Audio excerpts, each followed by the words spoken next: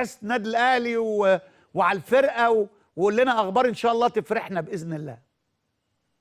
ان شاء الله الاخبار تمام يا كابتن مجدي. الفرقه طبعا انت عارف فصلت امبارح وكان في تمرين امبارح خفيف عشان الرحله كانت مرهقه يا استاذ جمال. النهارده كان المران الاساسي على حضرتك للفرقه كان سيد حمدي بيعاني من نزله برد خفيفه، انما حالته اتحسنت الحمد لله وشارك في المران بقى كويس يعني، ومشاركته تبقى خطوه للكابتن وجهه نظر الكابتن حسام. بكره الاجتماع الفني المباراه ان شاء الله هيبقى الساعه 7 بالليل ان شاء الله، يحضروا الكابتن هادي خشبه مدير قطاع الكوره والكابتن ماهر عبد العزيز المدير الاداري واللواء محمود الفيشاوي مسؤول الامن عشان يتفقوا على الامور الاداريه الخاصه بالمباراه. معانا سياده اللواء محمود علام هنا رئيس البعثه طبعا قايم بكل دور على اكمل وجه ممكن.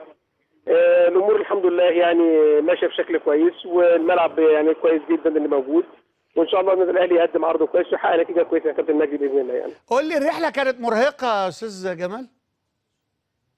الرحله كانت 5 ساعات يا كابتن مجدي، الحقيقه كانت مرهقه الى حد كبير يعني، انما اللعيبه خدوا راحه طبعا الحمد لله، واليوم اللي جه بدري برضه البعثه لما جت يوم بدري فرقت مع النادي الاهلي يعني، وان شاء الله لسه ماشي بشكل كويس يعني. طب قول لي الجو عامل ايه؟ سمعنا في حر يعني مش عارف درجه حراره عاليه ولا قليله ولا ايه؟ قول لنا برضو الاجواء عامله ازاي؟ الجو هنا متقلب جدا يا كابتن مجدي، ساعات في شمس ساعات ما فيش شمس، ساعات المطره بتنزل، الامور كلها متقلبه حضرتك، ما فيش ثبات على حاجه خالص يعني، انما في مجمله حاجه كويسه يعني كويس بالنسبه لنا يعني. المباراه هتقام الظهر فتره الظهيره؟ المباراه يا كابتن هتقام الساعه 4 بتوقيت كينيا، 3 بتوقيت القاهره ان شاء الله باذن الله يعني. التوقيت ده هم بيحبوا يلعبوا لان ما بيحبوش يلعبوا على الاضواء، عندهم مشاكل عشان يحبوا يستفيدوا من درجه الحراره، عشان هم على اعتبار ان هم بيجيبوا اللعب بدرجه الحراره.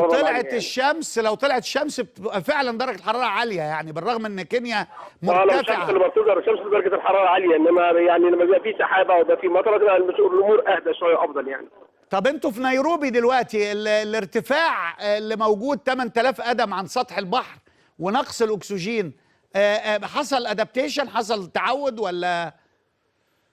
لا حصل تعود طبعا، ويعني كان قرار موفق ان يجي بدري، والكابتن سامح حفيظ طبعا جه قبل البعثه بدري بيومين طبعا يعني، نظم حته الاقامه وحته الملعب، والاهلي بيتمرن على حسابه على فكره، مؤجر ملعب خاص يتمرن عليه عشان يبقى اصابات اللعيبه وكده تبقى الامور متامنه، الامور ماشيه بشكل كويس يعني. يعني ان شاء الله مفيش مشاكل ومفيش اصابات خلاص بقى برجوع سيد حمدي كده، مفيش اصابات يا استاذ. الامور ماشيه كويس الحمد لله يا كابتن يعني. طب يلا ربنا يوفقكم باذن الله. عايز اسالك اخر سؤال يا استاذ جمال، هل سفر الاستاذ محمود علام رئيس البعثه يعني عدم يعني ما فيش وقت عند اعضاء مجلس اداره، ولا كلهم اعتذروا، ولا ايه السبب، ولا هو تكريم للاستاذ محمود علام يعني بالظبط؟ ايه اللي يخلي؟ ما فيش وقت، مش حكايه ما فيش وقت عند اعضاء مجلس الاداره ولا هو تكريم، هي دي مهمه رسميه وده وارد حضرتك يعني، في البروتوكول موجود، مدير النادي بيطلع واخد بالك واعضاء مجلس الاداره بيطلعوا. لا بس غالبا مدير النادي رئيس بعثات يعني. لا قصدي غالبا بيبقى رؤساء البعثات من اعضاء مجلس الاداره. في الغالب بيبقى اعضاء مجلس الاداره اول مش دي المدير التنفيذي والممثل الرسمي للنادي برضه. انا معاك تماما، واوقات بيوقع على العقود وكل حاجه، ما قلتش لا، لكن اول مره يطلع مدير تنفيذي رئيس لبعثه النادي الاهلي بقى، انا بسال الاسباب، يمكن عند حضرتك حاجه في الكواليس تقولها لنا يعني. لا ما فيش، لا الاسباب كلها ماشيه في الاتجاه الايجابي الحمد لله، والراجل يعني قايم بالدور على اكمل وجه ممكن الحقيقه يعني. وحاجه يعني من الناس المهذبه جدا والناس المحترمه والناس اللي عارفه دورها كويس قوي يعني. تمام استاذ جمال، بشكرك شكر جزيل على هذه المداخله، طمنا على الناس.